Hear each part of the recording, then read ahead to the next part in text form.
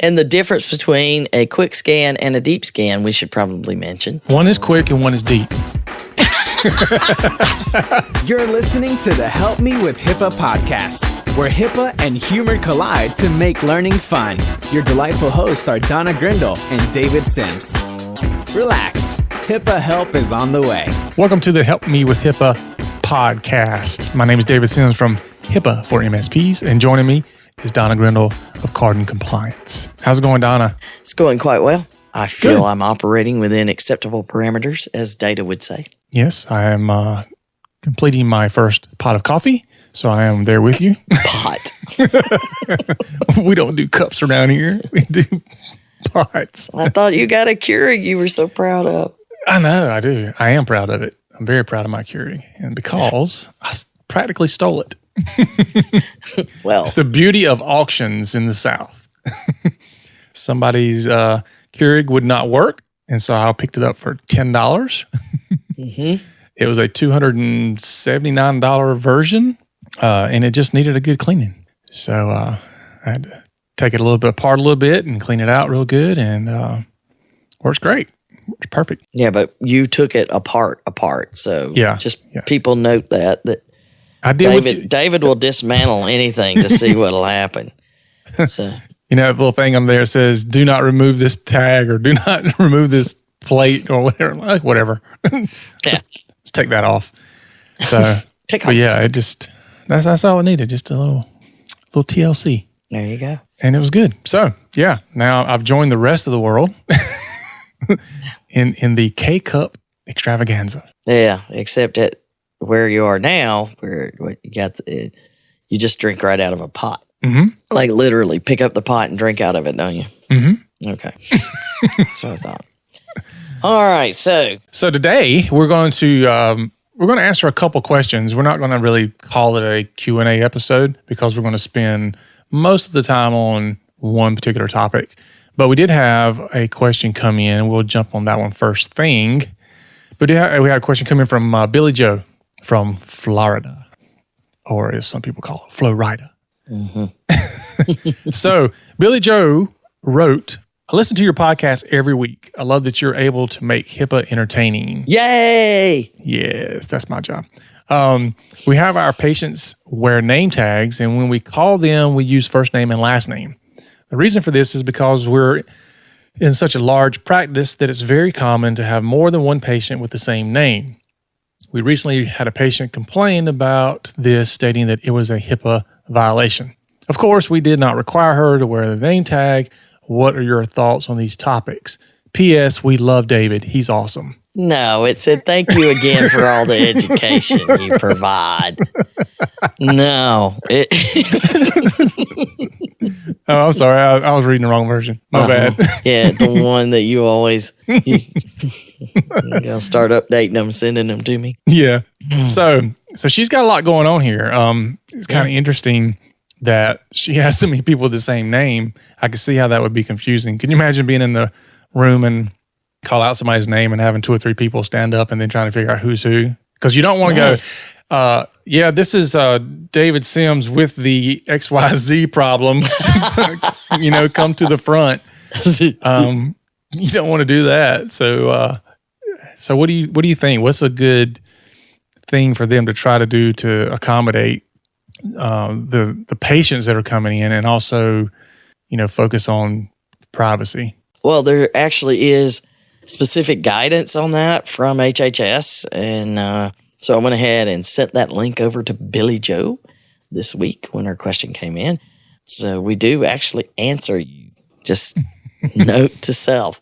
But the guidance says that you can call out a patient's name in the waiting room, because then it's considered an incidental disclosure to just hear a name or to see it on a sign-in sheet, because everybody panicked about sign-in sheets there for a while when the privacy rule just came out. But you can't say used to on the sign-in sheets before the privacy rule, which there's some people that don't remember back then, but they would actually say, why are you here? What's the problem and stuff. Well, something's itching. You can't put anything other than the name and the check-in time, really. I'd always write on there because I have an appointment. That's why I'm here. My appointment. Reason for visit. So you can't do any of those things, but you can put the name and the time and those kind of things. There's some discussion on whether you can even include the doctor, but that's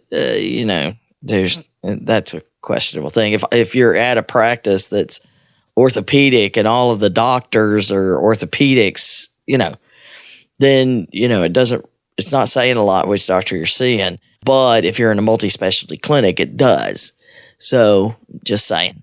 Anyhow, but in her case, what I was recommending, though, is wearing a name tag in the waiting room is probably going beyond that guidance, because now it's not incidental.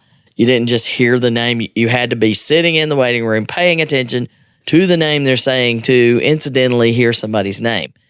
In her case, I would just be sitting there looking at somebody's name on the name tag. I could sit there and take down everybody's name if I wanted to.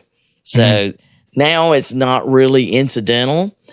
So I understand the scenario and what you're trying to fix. Let's just find another way to fix it, because I don't want to say, no, you're stuck with your problem. Go back to your problem. I want to find a solution to the problem. So I suggested, could they consider doing the patient's initials or a medical record number? Although I did realize after I said this, you can use lanyards with pre-numbered tags on them. Mm-hmm. And then you can just say, number 42. But I realized at that point, you may start to feel like you're at a butcher shop, and it may be counterintuitive too. So at that point, then I had visions of the guy with the cold cut commercial that I love, the touchdown dance with the cold cuts, got some cold cuts. So that kind of took away from my suggestion, but I would definitely find another way to solve the problem, because yes, you need to solve the problem, but at the same time, the way you're currently solving it is probably not something. Again, we don't offer legal advice, but I would say if it were my situation, I would recommend changing it. But certainly everybody has to run their business, and so it's your call. So there you go, Billy Joe. Thank you for taking the time to actually send us a question. And we've had people that I've talked to, and they're like, I'm trying to get up the nerve to send a question. We just email it. Yeah, email it. You don't have to do the speak pipe. We won't play your voice, but we do appreciate it that it also helps us know some of the topics, which we've talked before about. Questions come in, and it gives us a topic for a podcast. And just like with Billy Joe, we will offer to come to Florida and help you, because any excuse to come to Florida is a good one as far as I'm concerned. Yeah, especially our listeners in Hawaii. Hey, we got a guy in Hawaii. We got a guy. We keep telling him, man, you got to get it going so you can invite us out there.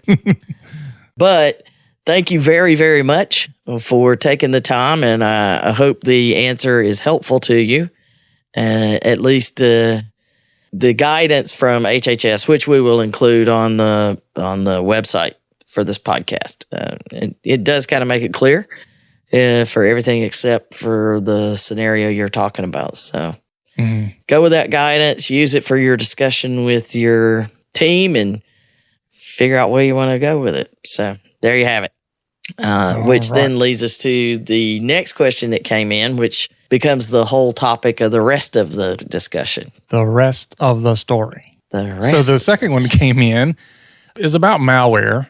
And the specific question was, this came from Suzie from Savannah. So not too far for you to travel there. I like Savannah too. I do too. We were in a conference in Savannah together, about 3 years ago? Yeah, it doesn't seem like it was that long, but it's probably that long. 3-4 years ago? I don't know. Yeah. But I had a blast. I really loved the area we were in. Yeah. So Wet Willie's, great. Love it. You just had to go there. There you go. So it reads, I would like to have a podcast or a quick answer to, I love the fact that they understood that sometimes we can't give a quick answer. Yeah. The difference between antivirus software releases and antivirus definitions being up to date. I understand the antivirus definition is up to date, but a little fuzzy on the antivirus software releases. And please give examples. Yes. And then the second problem. Yeah. And so on the heels of this question, we also ran into a news article that came out, which I don't think it happened in the United States, but correct me if I'm wrong. But there was a medical procedure going on, and the malware scan kicked in on the computer or equipment they were using, which halted the medical procedure from being done. Death by antivirus. No, he didn't die. He or she, whatever. Didn't die. Nothing came of it, but it's kind of scary to think that somebody misconfigured their malware scanning such that it caused a medical procedure to have to stop and wait on them to reboot the equipment before they could continue. Yeah, and you don't want that to happen when it's a life or death situation. So I do like the article made the point of saying that at the beginning it says RTFM. No, really, read it. Yeah, for those of you who don't know, that acronym stands for Read the Freaking Manual. That's it. That's what it does mean. We get the clean rating. So, you were nervous for a second, I know. Yeah, I didn't know where you're going to go with that. But actually, I'm not quite sure. I believe, because this is referencing an FDA event report. So this is a US-based issue. Okay. So we'll have a link to it. You can check it out yourself. But the bigger issue had to do with malware scans and antivirus scans. So here we go. I thought we would start with what is malware, and then what does HIPAA say about doing these protections? What does OCR say about it? And then our recommendations. What do you think, David? Yeah, our recommendations. Absolutely. Yeah, we may not be able to control ourselves throughout as we talk about things, but maybe we'll get through it. Yeah, so, I will bring my skill set. That's for sure. Don't even start with it. All right. So anyway, malware. The confusion I think about malware is that somewhere along the line, it just kind of popped out of nowhere.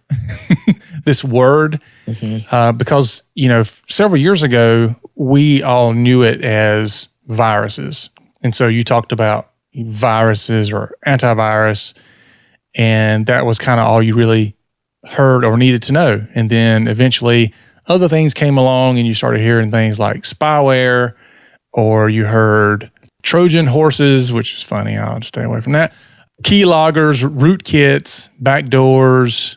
I mean, there's a number of different things. And so what somebody decided was that we would group all these things together into one category called malicious software. So malicious software is slammed together. Where malware comes from. So because actually, according to Wikipedia, this term was created in like 1990, but it didn't catch on until a virus we all understood was a certain way, and then all this other stuff wasn't really a virus, so you had to have another name for it, and they pulled that one out. Dusted it off, apparently. Yeah, because not to get into the technical aspects of it, but yeah, a virus is a bit different than spyware. Some of the other, they do different things. They're not destructive. Back in the day, we had viruses that were like, the Chernobyl virus, which literally would melt down not literally, but, it would seem render, like it did. It would render your computer unusable, period. It would attack the computer itself, and now there's so much value in the computer staying operational, you don't really get a lot of that. No, because I remember when that came out, it would like rewrite the firmware of your BIOS. Your computer was trash. You couldn't do anything with it but throw it in the trash at that useless point. Good days. Good times. There you go. So malware is really bad stuff, but it's software that runs on your computer in some way. Mm-hmm.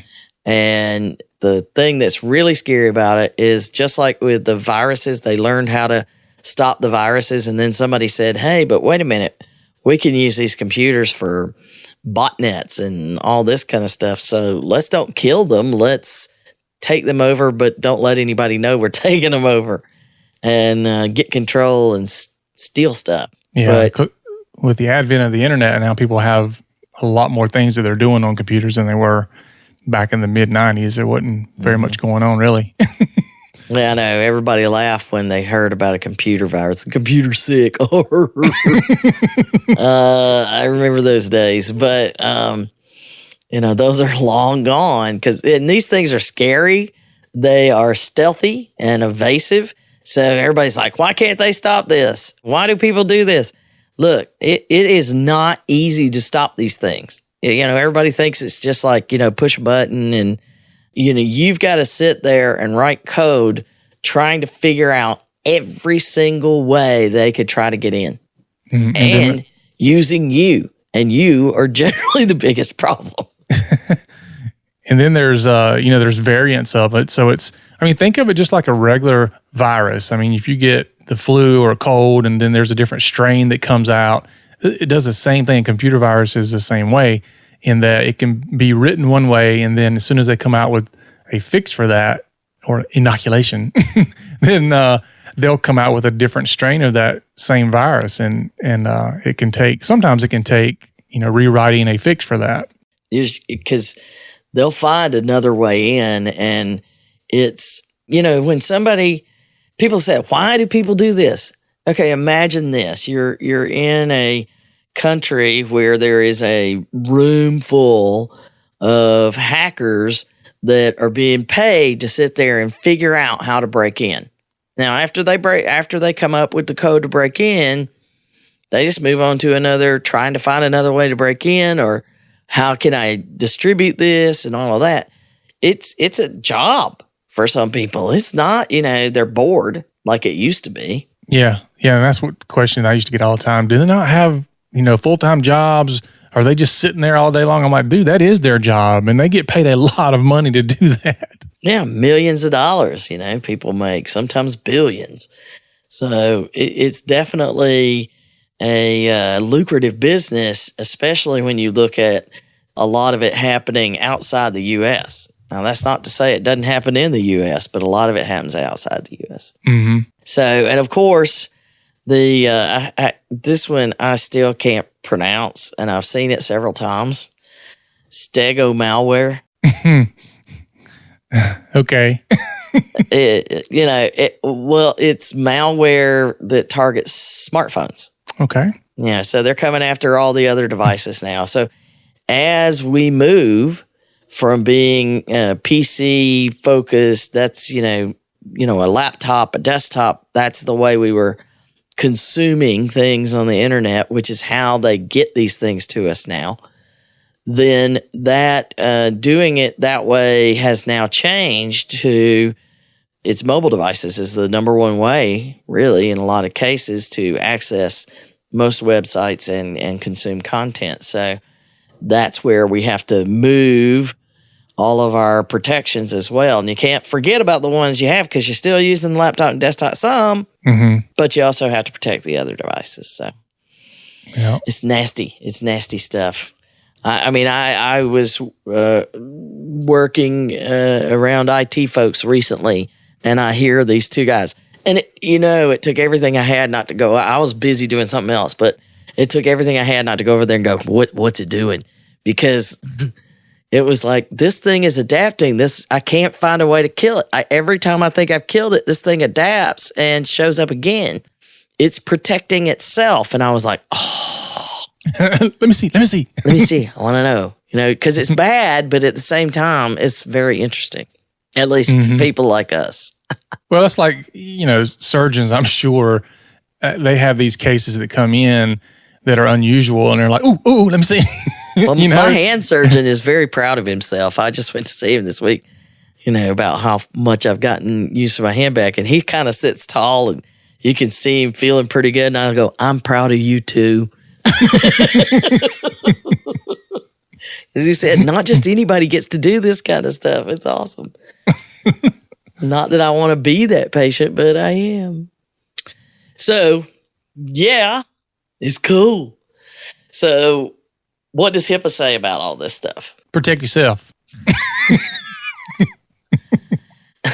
What about yourself?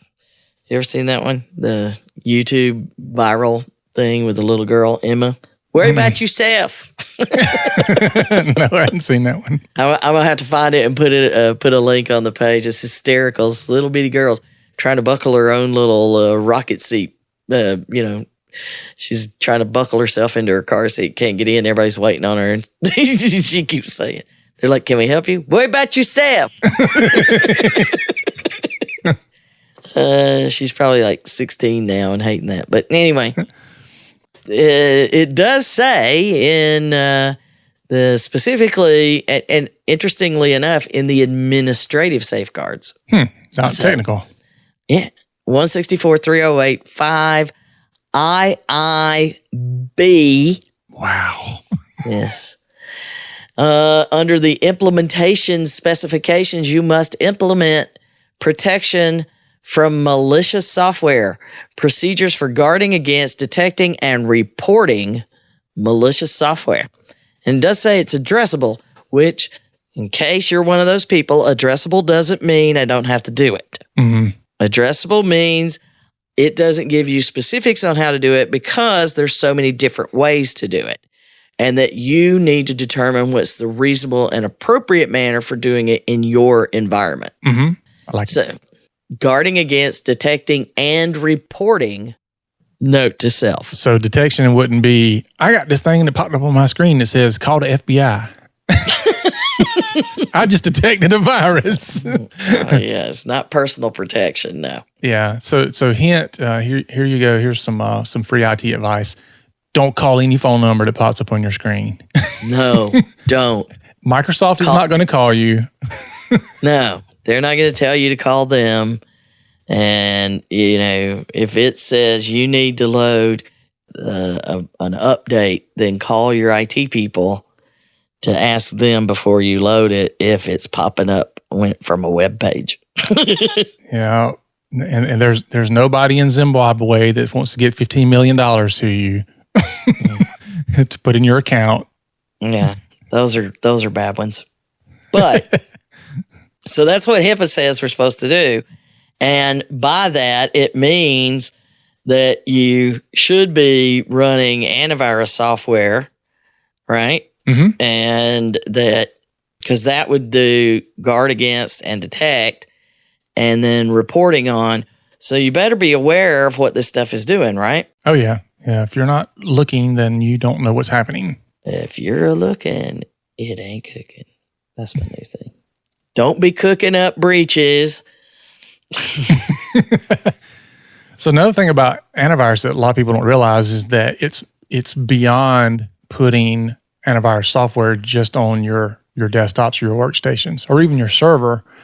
Now you can do antivirus on multiple layers of your network. So you can have antivirus sitting on your what's called a UTM, your Unified Threat Management Device, which is like a router that has antivirus built into it. There are certain cloud services that your internet service can pass through, and it can scan for viruses.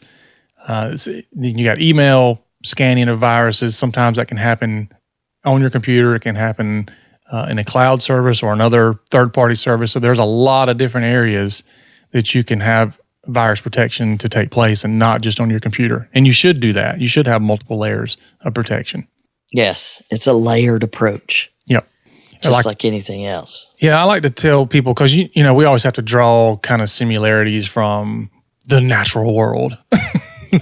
And so it's the same as, protecting your home. You don't just lock the front door and leave and not look at it again for a year, which is what people do a lot of times with antivirus, because they'll put it on. It has a 1-year subscription, and they don't pay attention to it again for a year. They don't make sure it's being updated or anything. In a home, if you want to properly protect your home and you're in a bad neighborhood, because the internet's a bad neighborhood, Yeah, it is. But you'll have, I know you've seen TV shows or maybe even been to somebody's house where they have like all types of locks and chains and all these things up and down the door, where they live in a bad neighborhood.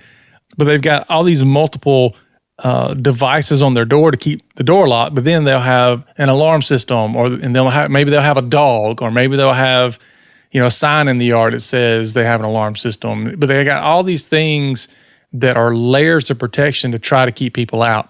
Not saying it will keep people out. Don't let anybody tell you that any antivirus is 100%. It's not. It doesn't exist. It takes a layered approach, and it takes people paying attention. And more importantly than probably anything else is it takes people that are using the computers to have some computer common sense and not to let things in on their own. Well, and a lot of it is not just necessarily common sense. It's security awareness training so that they understand, these things that when you see this, you shouldn't do this, or when this pops up, don't do anything with it, or make sure that if you see these errors, you tell somebody. Mm-hmm.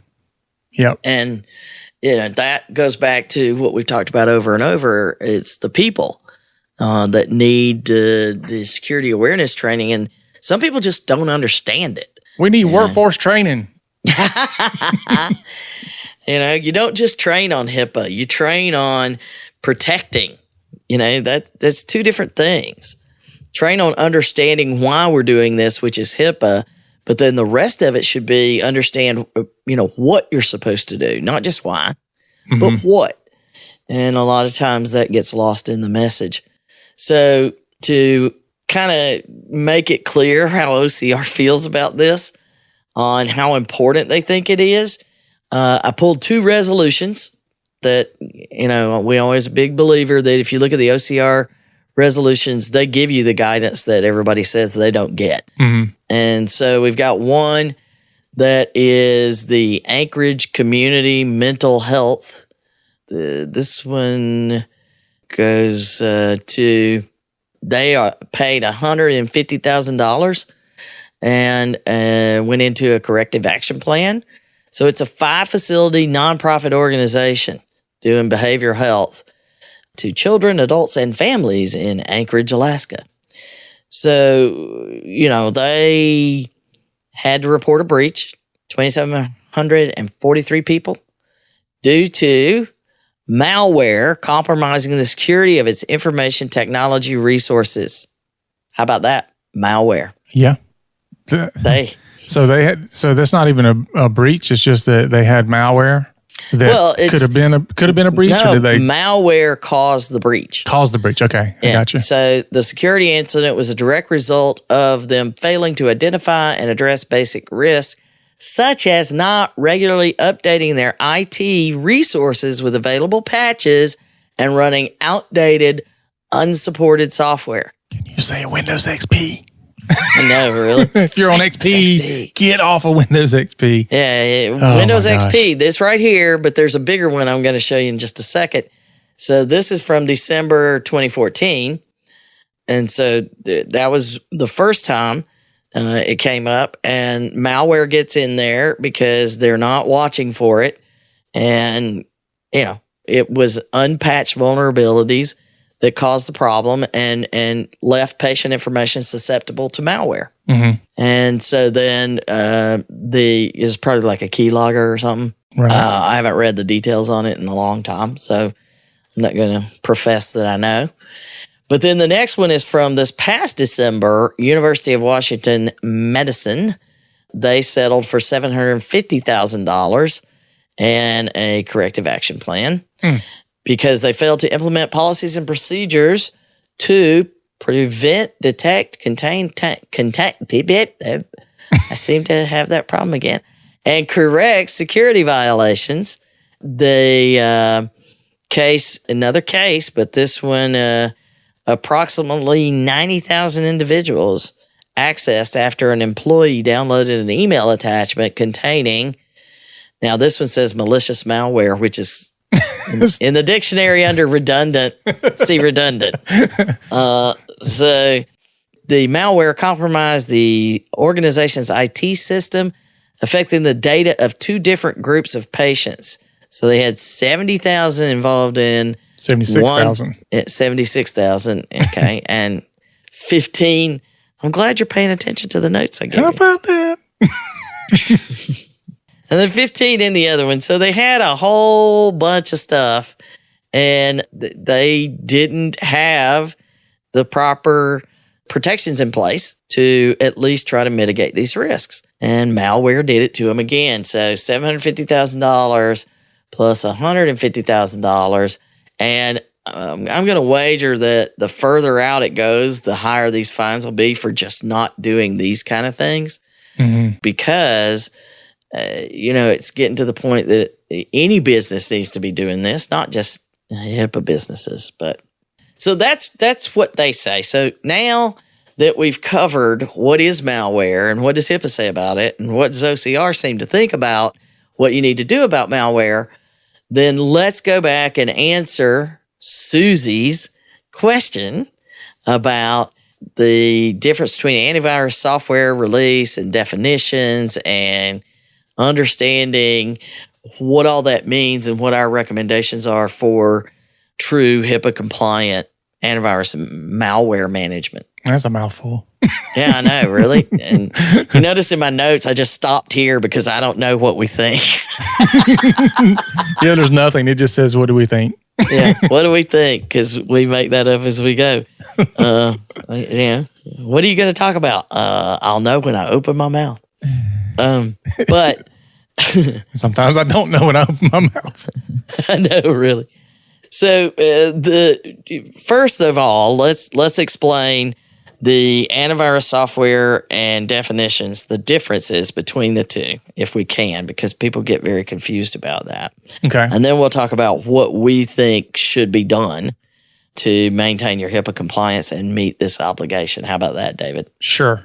Let's do it. So when it comes to antivirus software and antivirus definitions, think of it as there's the software that you run your accounting with, and it has to be updated and maintained. So, I talk about QuickBooks just because we use it, but, we use, like a lot of people, you use what your accountant tells you to use. So, it has to maintain the software you use has to have updates to it and be up to date, right? Right. And then you actually have to maintain the data that goes into the software. So all the data that tells the software what to do, all the settings and tables and all that kind of stuff, somebody's having to maintain that as well. Mm-hmm. Fair enough? Fair enough. Fair enough. So the same thing has to happen with antivirus software. You have the software that's actually doing the processing and trying to find the things. And then you have the data, the tables, the settings that tell it what to look for and where to look for them. So those are the two pieces. Does that make sense to you, David? I'm following you. Oh, thank God. If I can get it through to you, maybe I can get it through to other people. But there's the difference between the two. And you can so we have people who say, well, my antivirus is up to date. And you go look at it, and it's got the definitions are up to date. So the tables have been maintained to match the version that they're on. But the version they're on is 5 releases behind because they didn't maintain support on the software. Mm-hmm. So even though your tables are up to date, the software itself isn't being changed to handle some of these new problems. And therefore, there's only so much the software can do, because it doesn't have those updates and new features. Even though your table's up to date, the software can only do so much with it. Right.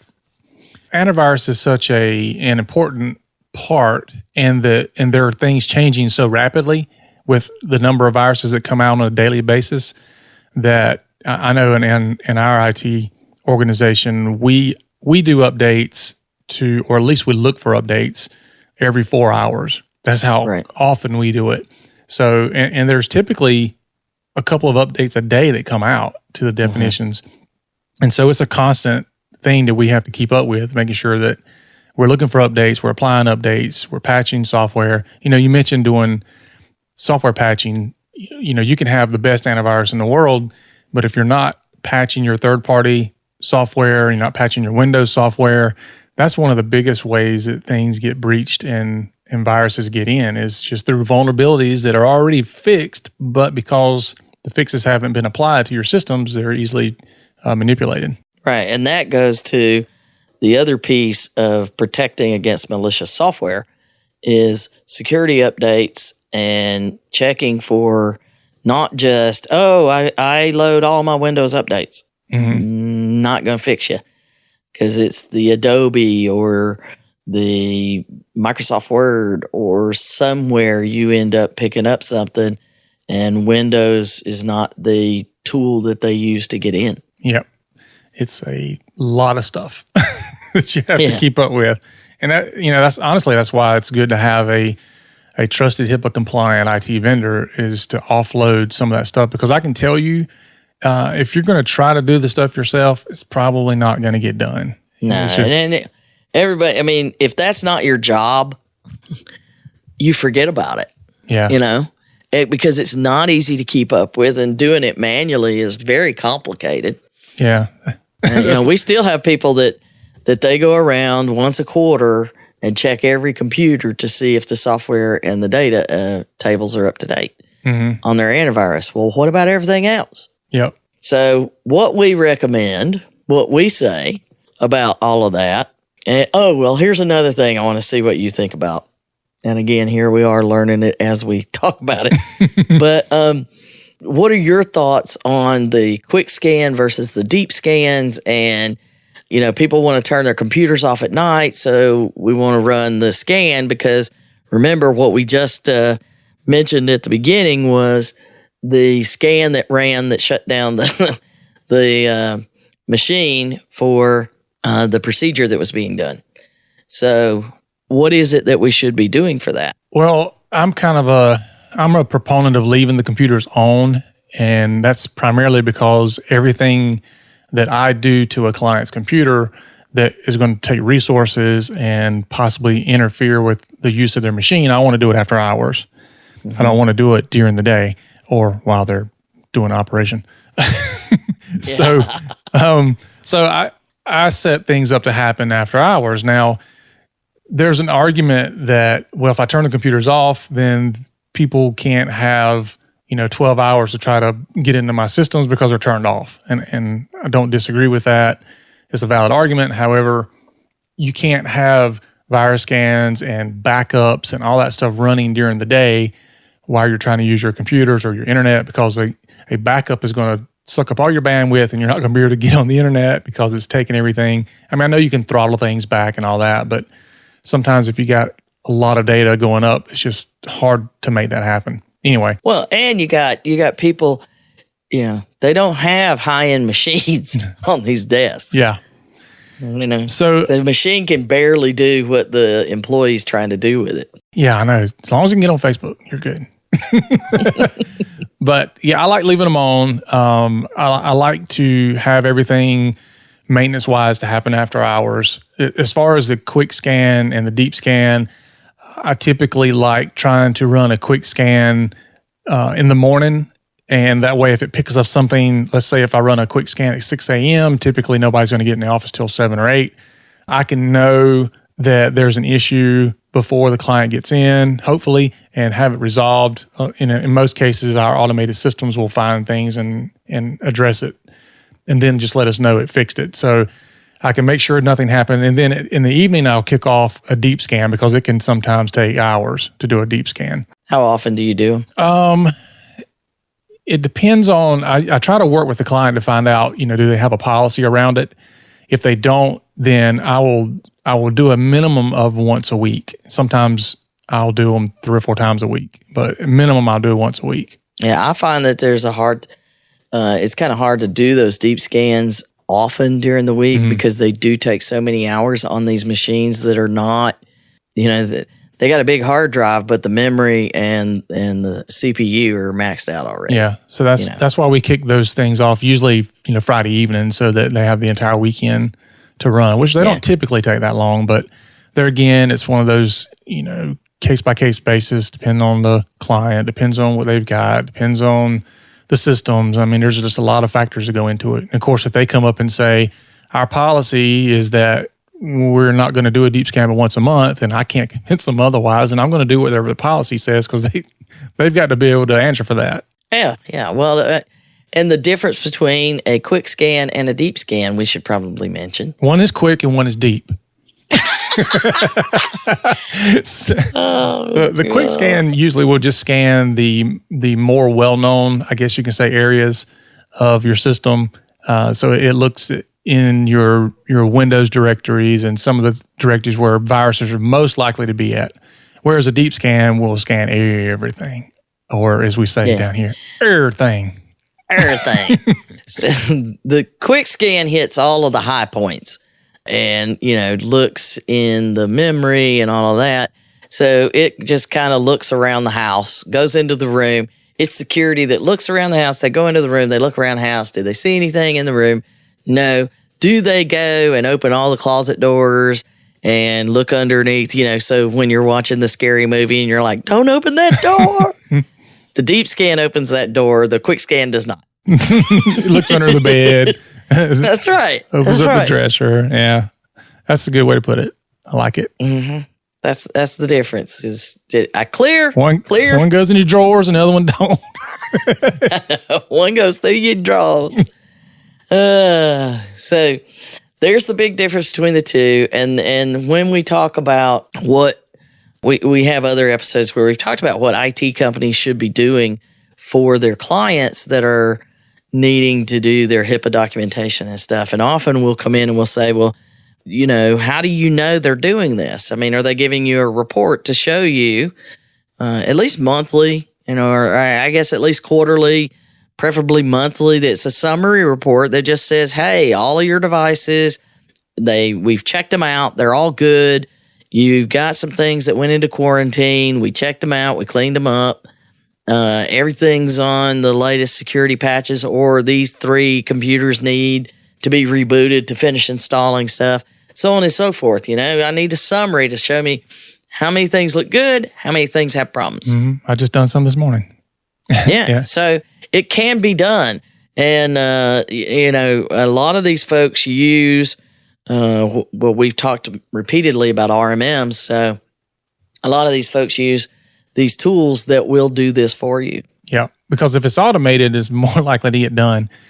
It's funny because I recall years ago, before there was much to do about RMM, you'd walk into a client and you'd start talking to them about backing up their stuff. And this was, pre-automated backup as far as sending it to a cloud or offsite. But you talk to somebody and they would say, yes, I do the backups. And so I would say, okay, so you don't have an interest in our service where we can come in and do the backups for you or automate that process.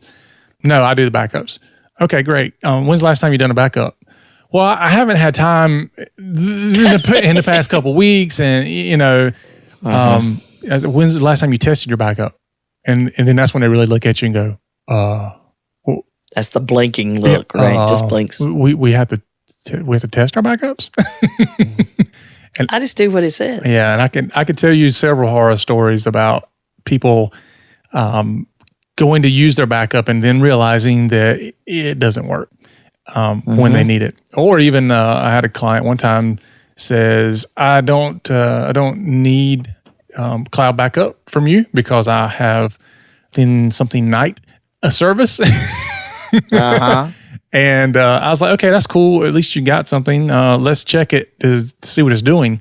And then I found out that it hasn't backed up in a year because there again, you have the service, but nobody's watching and nobody's looking at it. So, which is the important thing about these reports is, yes, you can get them automated, but don't just run the report and nobody look at it, because that's the other problem. Yeah. Many times there are systems that are telling you there's a problem, but if nobody's looking at it, you just don't know there's a problem. So I think that covers a ton of stuff, and we've run long, but we got a bunch of stuff done. Answered 2 questions. Awesome. There we and go. we answered 2 questions and addressed a news item that was somewhat scary.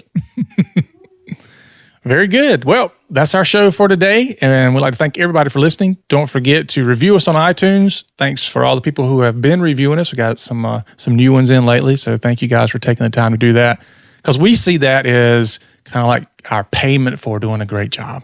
So when you review us on iTunes, then you're saying, thanks, Donna, thanks, David, for putting in the hard work and doing this for us. So we appreciate that. Well, no, and you can also post that stuff on our Help Me with HIPAA LinkedIn company page or our Facebook page. Yeah. So if you're not an iTunes user and it's a hassle to do it on iTunes, feel free to do it on LinkedIn or our Facebook company pages. Or email it or do smoke signals. It doesn't matter. Just tell us how good we are. David needs it. He really needs it. I need assurance all the time. I just have a bad view of myself. So don't forget to share us out on social media. Get the word out there. People who are finding us are very thrilled and glad they have. So I hope that you are one of the ones that are helping people find us. Don't forget you can visit us on the web at helpmewithhipaa.com. And also don't forget we have courses out there. So if you're a business associate or a covered entity, we do have some courses there on our website that are beneficial for you. Stay tuned. We have some other stuff coming out. We're not ready to release it yet, but it's coming. So it's coming. Get up off me. I'm not going to say who dropped the ball yet, but it's coming. Stay tuned. It's going to be some great stuff. So remember, you can send us a question and we will feature your question possibly on a future podcast if it's not crazy. But remember, HIPAA is not about compliance. It's about patient care. You've been listening to the Help Me with HIPAA podcast, hosted by Donna Grindle and David Sims. The show created to help you with HIPAA. For more information or to ask us a question, visit our website at helpmewithhipaa.com. Neither Donna Grindle or David Sims are attorneys, and they do not offer binding legal advice concerning regulatory compliance. The information in this podcast should not be relied upon or construed as legal advice in any way. Consult your attorney for legal advice concerning compliance with HIPAA regulations.